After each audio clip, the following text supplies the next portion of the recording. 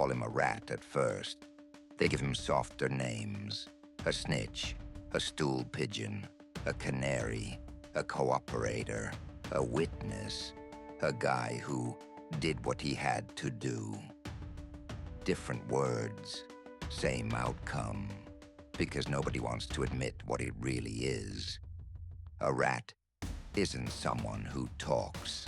A rat is someone who decides survival matters more than loyalty, and then builds a story that lets him live with it. And that decision doesn't happen all at once.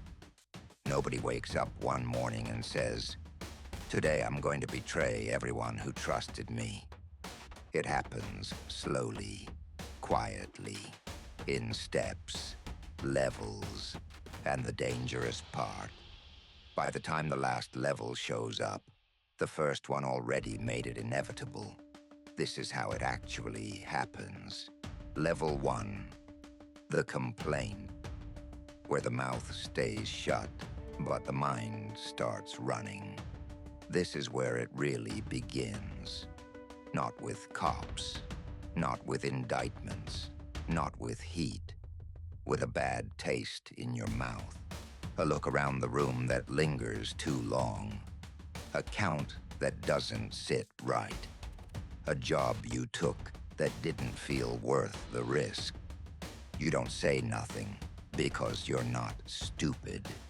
Complaining out loud gets you labeled fast, so you keep it quiet. You tell yourself, "I ain't bitching, I'm just noticing." That's how it starts. You start noticing who eats first, who gets protected, who gets leaned on, who's always doing favors, and who never needs one. You still show up, still follow orders, still shake hands. But inside, something shifts, because loyalty only works when you believe the game is fair, or at least fair enough. And once that belief cracks, you don't walk away yet, but you stop bleeding the same way for the room. Level 2, the excuse, where loyalty turns conditional.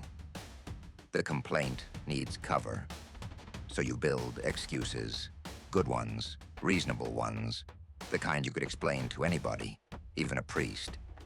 Nobody's really looking out for me. If something goes wrong, I'm the one holding the bag. I put in more work than I get credit for. Now listen carefully. This is important. At this level, the guy still thinks he's loyal. He'll swear on his mother he'd never flip. But loyalty ain't sacred anymore. It's situational. Now it's, "I'll stay solid as long as the money's right, as long as the protection holds, as long as the respect stays visible." And that's a dangerous place to be. Because the moment loyalty gets terms attached to it, it ain't loyalty, it's a lease. And leases expire. Level 3, the comparison, where you start measuring survival, not honor. This is where the rot spreads. You start studying outcomes, not rumors, outcomes. Who got pinched? Who did time? Who came home broke? Who never got visited? Whose names stopped getting mentioned once they were gone? You see guys do bids and come back ghosts. No envelope, no phone calls, no seat at the table. You notice who lawyers fight for and who gets told to hang tight. That's when the thought hits. Slow, ugly, undeniable. This thing don't protect everybody. Now, loyalty ain't a shield. It's a gamble. And you're starting to wonder if the odds are fixed. Level 4, The fear, where silence gets loud. Fear doesn't scream. Fear whispers. It shows up at night, in parked cars, in empty kitchens, in the gap between phone calls.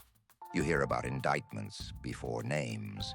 You hear about cooperation before arrests. You hear who's talking, but not who's listening. And you start thinking less about prison and more about abandonment.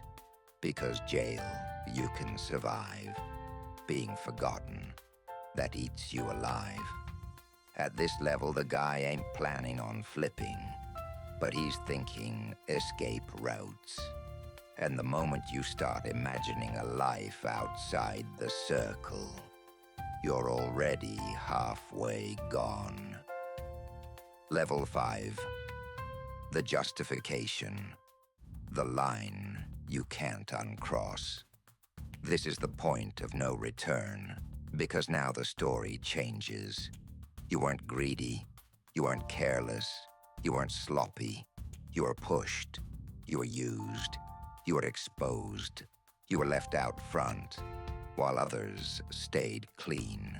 You start saying things like, I didn't make the rules. They knew the risks. Anybody would do the same. Notice the shift. You're not betraying anymore. You're correcting an injustice. And once a man convinces himself he's the victim, he'll burn the whole house down and call it fairness. Level 6, the cooperation, the paperwork phase. This part's boring. No drama, no yelling, no movie scenes, just rooms, chairs, questions. It starts small, clarifying timelines, confirming names, helping them understand how things work. And every time you talk, it gets easier, because the system rewards memory. The more you remember, the more comfortable it gets. By now, loyalty ain't even part of the conversation. This is administration, damage control. Level 7, the rewrite, how they sleep at night. This is the ugliest part, because now he believes it. In his head, he was never respected, never safe, never valued. They were reckless. They were selfish. They forced his hand. In his version of the story, he didn't betray anybody. They betrayed him first. And that's how he lives with it. People think rats are made by pressure. They're not. Pressure just shows who already left. Loyalty doesn't break when the door gets kicked in. It breaks months earlier, when resentment goes unchallenged, when excuses become policy, when fear replaces belonging. That's why the most dangerous guy in the room ain't the loud one. It's the quiet one who stopped believing long before anyone noticed. Because betrayal doesn't start with talking. It starts with thinking differently. And once that happens, the rest is just paperwork.